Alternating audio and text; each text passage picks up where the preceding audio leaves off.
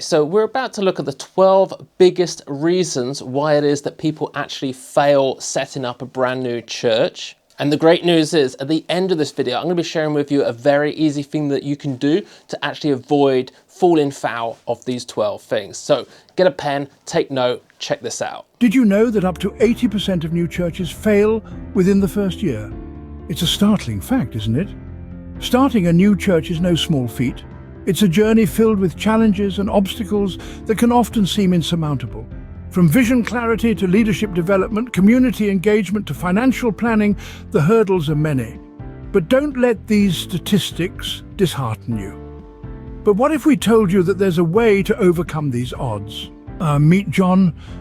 He dreamt of starting a church, but like many, he faced obstacles. John, like many of us, had a dream. His dream was to start a church, a place where people could find solace, comfort, and community. Yet he found himself standing in front of a mountain of challenges. But John was not one to be easily deterred. First, he grappled with the clarity of his vision. He knew he wanted a church, but what would that look like? How would it serve its congregation and community? So he took a step back, prayed and reflected.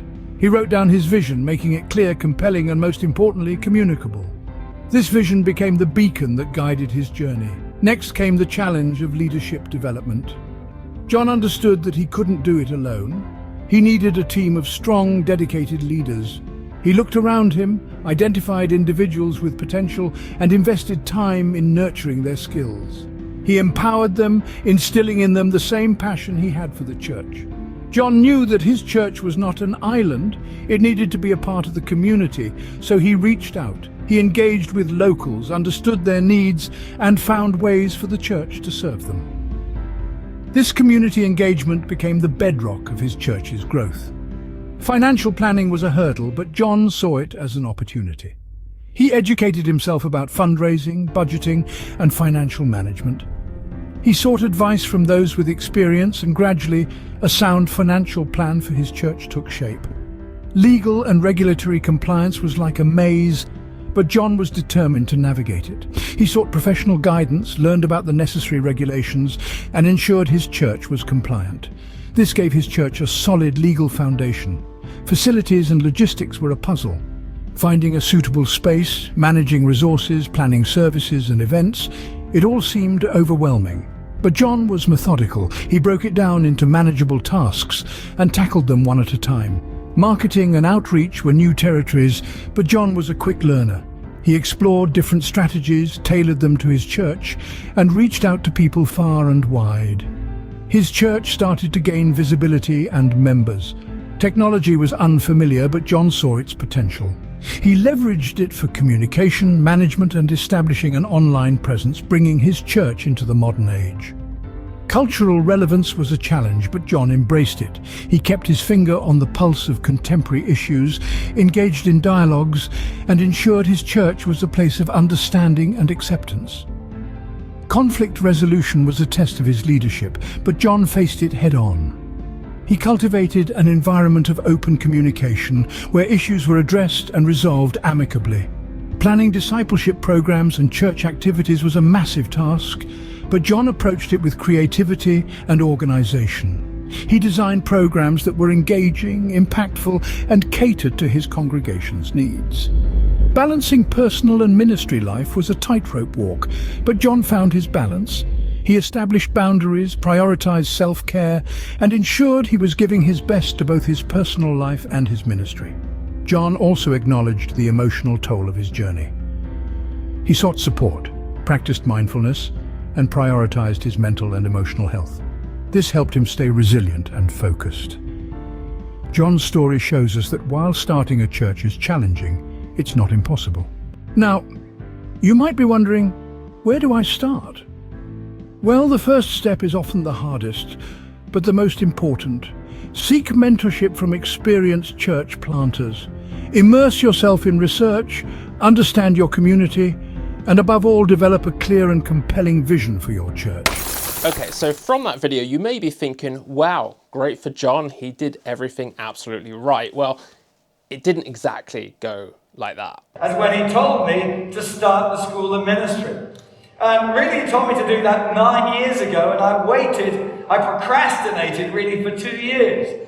And I said, Lord, I need the right guys around me to do this, you know. And then 2 years later, the Lord downloaded the whole vision for all the books, all the teaching, everything into my heart 9 years ago. And then I delayed, I didn't do anything about it. About 2 years on, I'm in prayer, and I said, Lord, when are we going to start that school? And the Holy Spirit said to me, I'm waiting on you.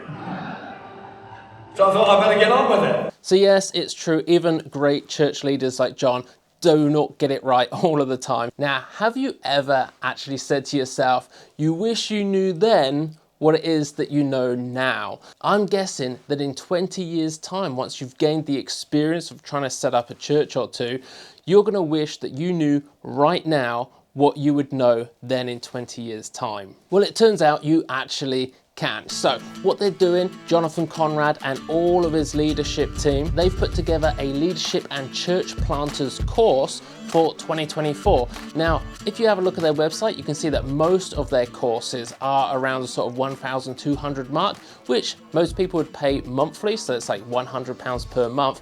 However, last week I was invited to a Mission24 event. That was some of the footage there is what I took during that event because I'm a YouTuber, a bit weird like that, and I thought I'd make this video to help people like yourself to actually find out about this deal, because I don't think they do a particularly great job of getting this sort of information out there. You're going to get all the information that those guys wish they had back 15, 20 years ago when they started. You're going to be starting with that information. And their offer at that event was a whopping 50% off, just £600 or £50 a month for the next 12 months to get all of their information, all of their training, all their help and support in setting up your own church. Now, if that is something which appeals to you, that you think, yes, I'm definitely going to be getting some benefit from that for sure, then just go to their website right now before the 12th of December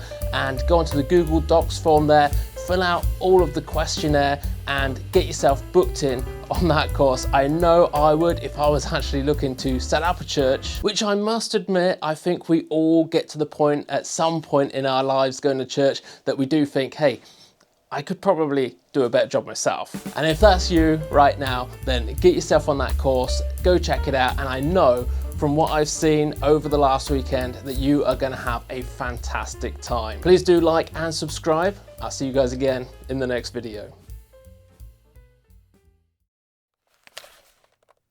No, not that. What am I doing? What the?